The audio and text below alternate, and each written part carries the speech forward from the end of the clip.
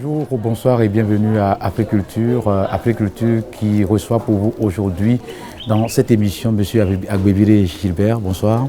Bonsoir. Ou bonjour, comment vous allez? Je vais très bien. Alors, il est le directeur de l'association Kadam Kadam qui organise bien sûr le projet Femmes en création, et dont nous avons participé tout à l'heure au lancement officiel de ce projet. Eh bien, nous allons nous tourner vers notre second invité ce matin, ou bien ce soir, bien sûr, Monsieur Fadouran Ghislain. Vous êtes le vice-président de l'association Noudiou et vous venez du Cotonou. Alors, aujourd'hui nous sommes là, mais c'est pour le lancement de notre projet qui s'appelle Art Femmes en création. On va parler de ce projet puisque c'est de cela qu'il s'agit. Et parlez-nous en somme de la consistance du projet, le projet Femmes en création. Voilà, le projet Femmes en création, c'est un projet qui renforce la capacité co-créative des femmes. Nous ne sommes pas les organisateurs, mais nous sommes le porteur. Nous sommes le porteur de ce projet, chef de file, et nous avons deux associés, Noudiou du Bénin et Côté Court du Mali. Donc ce projet va nous permettre de former 15 femmes pendant les 12 mois, les former, les mettre en résidence de création, tourner 2 pièces créées dans les 3 pays. Donc c'est les femmes de moins de 25 ans pour le Bénin et moins de 35 ans pour le Togo et le Mali. Donc c'est des jeunes femmes qui sont dans l'art et qui vont essayer de vivre cette expérience pendant 12 mois. Mais pourquoi cette différence d'âge par rapport au pays? Moins de 25 ans au Bénin, moins de 35 ans au Togo. Monsieur Noudiou?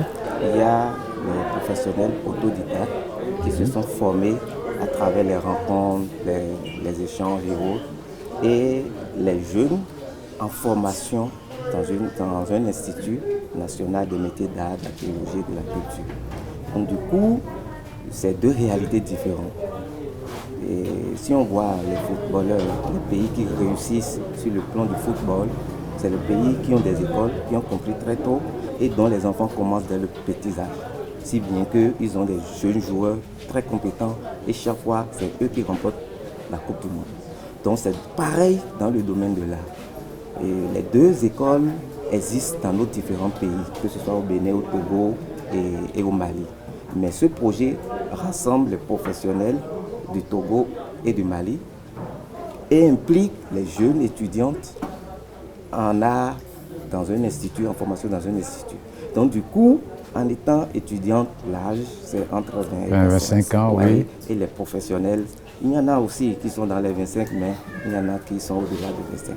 C'est ça qui les rassemble et on a ces différents âges entre les participants. 10 ans, hein? Oui. Alors, dites-moi, quels ont été les critères de sélection de ces jeunes filles-là? Je sais que, évidemment, il a déjà cité quelques critères. Il faut peut-être être autodidacte, soit carrément aller dans une école de formation. Mais à part ces deux, est-ce qu'il y a d'autres critères qui ont joué en faveur de ces jeunes-là? Les critères qui ont joué en faveur de ces jeunes, c'est aussi le nombre d'années où ils exercent déjà. Tu vois? Parce qu'on se dit qu'il faut quand même qu'ils aient le minimum. Et ces rencontres, c'est des rencontres de partage. Tu vois, c'est des expériences qui vont vivre entre les deux écoles, comme vient de le dire notre partenaire du Bénin. Donc il faut déjà pratiquer la chose. Il faut avoir envie de rester dans la chose. Et il faut vraiment que ta motivation nous parte. Voilà. Donc comme c'est un projet qui a un défi, le défi de voir les femmes rester dans ce domaine pendant longtemps, tu vois, ça soit intéressant que les 15 femmes, que d'ici 10 ans, on se dise au moins que 10 femmes sont restées dans le domaine. Et ça serait quand même un coup, parce qu'au Togo actuellement on en souffre énormément. Je ne sais pas si c'est pareil au Bénin ou au Mali, mais au Togo c'est vraiment un grand souci. Non, juste un peu nous donner la réponse. Est-ce que c'est pareil au Mali ou enfin, chez vous au Bénin? Oui, à part les pays occidentaux, tous nos pays africains vivent presque la même réalité. Nous, on a fait un recensement national au Bénin en ce qui concerne les artistes plasticiens en 2013. On avait vu 5,6% de femmes. Et ça se comprend, là exige la liberté. Or, la femme est appelée à être mère de foyer, où le devoir conjugal l'impose la disponibilité. Entre la disponibilité au foyer et la liberté dans l'art, il y a une contradiction. Donc les femmes se retrouvent face à cette réalité. Ce qui fait qu'on constate une jeune fille qui commence là, lorsqu'elle se marie, la profession, la carrière disparaît. Donc la réalité est pareille dans nos 3 pays, dans la sous-région et en Afrique en général. Donc c'est sous ce constat qu'on s'est mis d'accord à mettre en œuvre ce projet pour valoriser, impliquer et soutenir les femmes dans le domaine artistique. Oui, est-ce que vous pensez que vous pouvez relever ce défi-là? Oui, puisque c'est à partir d'un constat que vous avez initié le projet. Je crois que nous allons le faire parce que si on a décidé d'être ensemble, on a essayé un peu de travailler un peu sur nos CV. Et nos partenaires ont déjà un parcours, ils font pas mal de choses, ils ont déjà fait pas mal de projets. Kadam Kadam a fait pas mal de projets et je me dis c'est encore un défi qu'on va relever et on est partant très confiant. Alors l'association Noudiou du Bénin fait partie intégrante de ce projet. Quelle sera la contribution exactement? En dehors bien sûr que vous avez facilité quand même à certains jeunes filles de participer, d'être sélectionnées, je suppose. Donc en dehors de cela, quelle sera votre contribution donc, pour la mise en exécution totale et définitive de ce projet-là? De manière très spécifique, notre contribution intervient à 2 niveaux. Sur le plan technique et sur le plan financier. Parce que c'est un projet qui est financé à hauteur de 80% par Culture Apporte Africa et que nos associations vont se mettre ensemble pour supporter 20% qui constituent 15 000 euros. Donc déjà, il y a une part de responsabilité de chacune de nos associations à répartir pour mobiliser les 15 000 euros. Sur le plan technique et dans les activités du projet, il y aura une résidence de création ici au Togo où à la fin 2 pièces de théâtre vont sortir. L'une sur la thématique des femmes et l'autre sur la thématique des minorités. L'atelier du Mali va rassembler les plasticiennes puisque le théâtre implique les comédiennes, mais aussi il y a d'autres acteurs qui travaillent dans le fond. Le décor et autres, c'est d'autres spécialistes. Donc on voulait initier, former les femmes aussi dans ces différents métiers du théâtre. Donc il y a des plasticiennes qui vont se réunir au Mali pour penser. Ils seront formés, mais à la fin de l'atelier du Mali, les décors des 2 théâtres créés, des 2 pièces créées au Togo seront sortis à la fin de la résidence du Mali. Maintenant, les 2 ateliers, les 9 comédiennes qui ont suivi la formation au Togo et les 6 plasticiennes qui ont suivi la formation au Mali vont se retrouver au Bénin où il s'agira de mettre en œuvre et de mettre en scène la pièce créée. La restitution, en fait. C'est le côté pratique de la chose. Donc les comédiens vont commencer par faire les jeux d'acteurs, par mettre en œuvre ce qu'ils ont appris ici. Et les plasticiennes vont commencer par adapter les décors qu'ils ont créés au Mali pour les harmoniser avec les pièces. Et c'est après cette séance pratique au Bénin que la tournée, on peut dire que les pièces seront prêtes, seront accessibles pour qu'on puisse diffuser, pour sensibiliser la population sur les droits de femmes et les droits des minorités. Donc le Bénin assure la résidence du Bénin qui rassemble les 2 autres résidences pour la mise en scène des pièces et aussi la tournée commence par le Bénin, passe par le Togo et finit au Mali. Comment est-ce que ça va se passer, la résidence au Togo de façon technique voilà. Ok, de façon technique, la résidence au Togo, on commence par le Togo, c'est la base. Oui, bien sûr. Il faut mettre le marsi. Et donc on n'a pas lésé des moyens. On a essayé de mettre le paquet pour avoir un grand formateur. Il sera là déjà ce soir pour commencer le travail avec les comédiens. Il s'appelle Alpha Ramsès. Alpha Ramsès, ouais, je le connais bien. Voilà. Et c'est un monsieur qui arrive à combiner les 2 écoles. Il travaille avec le formel et l'informel. Il arrive à apprendre aux gens qui veulent essayer. Il arrive à détecter des talents et il a fait énormément pour l'aspect culturel et artistique du Togo. Donc il sera là, il va partager son expérience avec les comédiennes. Ça serait des échanges et voilà. Et nous avons aussi Noudiou qui aura un de ses membres avec nous. et qui va aussi apporter, parce qu'eux, ils sont vraiment dans la pratique plastique, tu vois. Et même dans l'écriture, tu vois, il y a toujours des touches à apporter. Oui. Donc c'est tous ces mélanges-là qui donnera à la fin la couleur à cette création qui va essayer d'émerveiller les 3 pays. Voilà un peu le travail qui va se faire pendant 2 semaines. Mais cette fois-ci, je me retourne vers M. Ghislain Padoran pour nous dire, est-ce que la finalité, la thématique, puisque nous parlons des femmes, bien sûr, là avec les femmes, vous avez une idée sur la création à la fin? Quel sera le thème qui sera abordé lorsque la création sera prête pour la tournée, la restitution à la fin? Je peux dire déjà que le projet cible les jeunes filles dans le domaine de l'art. Donc c'est la promotion du genre, de la gente féminine qui est prise en compte par le projet, et que ce soit les participants, que ce soit les thématiques, tout valorise la femme. La femme qui dans notre société fait partie des minorités, parce que nos réalités culturelles ne la mettent pas trop sous les rampes tous les rampes du projecteur, si bien que dans nos sociétés africaines, il y a beaucoup de domaines où la femme est piétinée, est mise sous table. Donc du coup, on a ciblé 2 thématiques, le droit des femmes et le droit des minorités, dont fait partie aussi encore la femme. Oui, bien sûr. Donc ça veut dire... Les droits des minorités? Oui, des minorités dont fait partie toujours la femme. Oui. Donc des participants, en passant par les 2 thématiques, c'est toujours la femme qui est mise sous projecteur. Alors par rapport à la tournée à la fin de la résidence, vous allez la faire où? Dans les 3 pays ou en dehors des 3 pays? Est-ce que vous voulez quand même faire visualiser ce spectacle-là aussi à d'autres pays de la sous-région? Ah oui, bien sûr, nous sommes très ambitieux.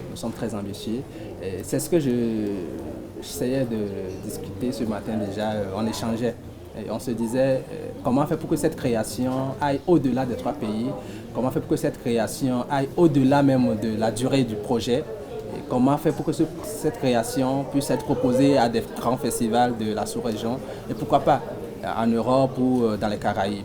Voilà. Donc nous allons maximiser au niveau de la résidence au Bénin pour que la création soit une création de qualité, une création qui est vendable. Et ça fera profiter directement aux comédiennes qui feront des tournées.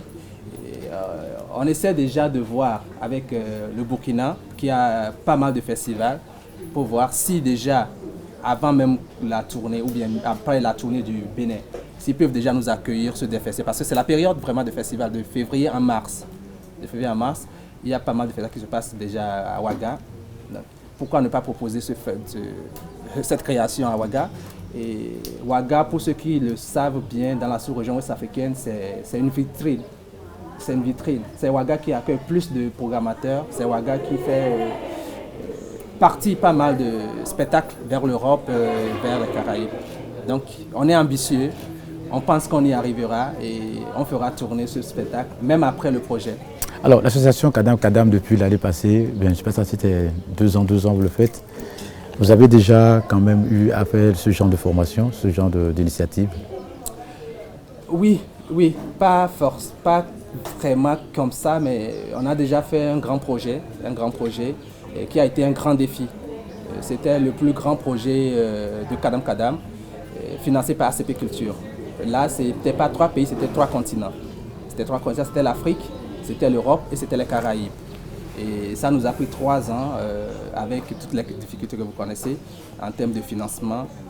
Heureusement, on s'en est sorti.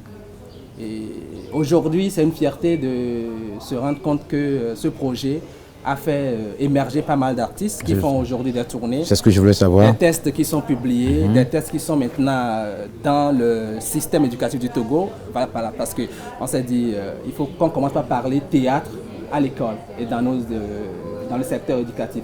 Oui. Et je me dis, Kadam a commencé par faire quelque chose et le résultat est là. On n'a pas attendu 5 ans pour avoir les résultats, mais 2 ans après le projet Sucre Matin, on a un test qui est adopté par le ministère et qui est aujourd'hui formel, qui est étudié au lycée. Voilà. Et des tests qui sont programmés, qui sont joués, que ce soit au Bénin, en Côte d'Ivoire, en France et en Haïti. Et c'est des tests qui sont partis d'ici, de Kadam Kadam. Bon. Malheureusement, on en parle peu parce que Kadam Kadam, les gens se disent on est trop jeune pour être aussi très ambitieux. Mais on y va. Et très efficace. Ouais. Et chez vous, Bénin, est-ce qu'il y a des gens qui ont été quand même qui ont émergé? L'association Ndio a commencé en 2011. Oui. Et comme je l'ai dit tantôt tout à l'heure, ce n'est pas une seule discipline artistique. Ce Oui. n'est pas que les arts de scène, dont le théâtre. Donc, les projets antérieurs de Ndio sont focalisés sur la discipline art plastique. Donc, les jeunes artistes sont détectés, appuyés sur le plan formation, sur le plan soutien à la création, et à la fin, c'est la diffusion de leur œuvre. Donc, il y a beaucoup qui ont pris part à l'association Ndio, mais qui actuellement sont positionnés sur le plan international. Je peux citer Thierry Oussou, et je peux citer Ferdinand, même il y a des Togolais qui ont participé à nos événements au Bénin, donc au Fitéor, et Ferdinand qui est à l'extérieur actuellement, c'est un plasticien togolais. Il y a un autre jour dont le nom m'échappe. Oui. Donc, nous avons l'habitude d'organiser des événements à caractère international, mais et surtout dans le domaine des arts plastiques. C'est la première fois qu'on met le pied dans une autre discipline artistique en abordant le théâtre. Voilà. Alors, on est presque à la fin de cet entretien. Vous allez nous dire, regardez dans la caméra pour nous dire un mot à l'endroit de ceux qui vous écoutent, ceux qui vous suivent, et surtout ces jeunes-là que vous aurez la lourde mission de former pendant 2 semaines au cours de ce projet qui sera mis en œuvre. Et l'association, l'intonation, c'est Ndio ou bien Ndio? Ndio, ça veut dire quoi? Ndio, ça veut dire le miracle. Le miracle. Ah, ok, d'accord. Alors, allez-y, monsieur Justin. D'accord. Et à l'endroit du public, je dirais d'abord, soyons fiers de nos cultures. Parce qu'il n'y a que la seule chose qu'on peut vendre à l'extérieur. Et on a constaté que les Africains sont plus à l'aise dans les tenues d'autrui. Et je parle le français déjà, c'est la langue d'autrui. Oui, bien sûr. Et la langue, tout le monde ne sait pas toute sa force. Mais c'est un jeu, la vie est un jeu. Les colonisateurs ont vite compris, ils nous ont imposé leur langue à travers tous les moyens pour que les nôtres puissent se reléguer au dernier rang. Mais nous devons prendre conscience et commencer déjà dès maintenant. Merci beaucoup. Et vous, monsieur Gilbert, la phrase elle est longue ici même. J'espère que vous pouvez savoir. Ok. Au niveau de Kadam Kadam, je dis l'aventure continue. Il faut qu'on se soutienne. Mon frère vient de parler de collaboration, bien sûr. Il faut vraiment qu'on collabore. Il faut qu'on se cède l'écoute. Il faut qu'on arrive à avancer ensemble. Sans ça, on est mort. Je suis désolé, c'est un grand souci chez nous, au Togo. On n'arrive pas à être ensemble. On pense qu'on doit être toujours les seuls à faire. On pense qu'on est meilleur. On pense qu'on est le tout-puissant. Alors qu'en réalité, on peut toujours collaborer avec plus petit que soi et en profiter. On a toujours à apprendre. Donc, collaborons, allons-y, osons et ne nous mettons pas de limites. Avec Ndio, on s'est connus comme ça et on s'est dit, allons, jetons-nous à la mer. C'est vrai. Et quand vous collaborez, il y a toujours des difficultés, il y a des défis à relever. Mais le plus important, c'est d'arriver à mettre en place quelque chose qui marche.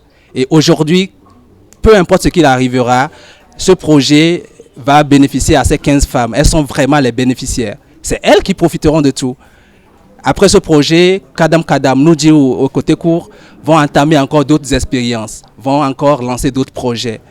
Mais ça continue et ça continuera. Voilà. Et nous allons aussi demander à nos téléspectateurs de comprendre qu'on a une richesse chez nous, c'est notre culture.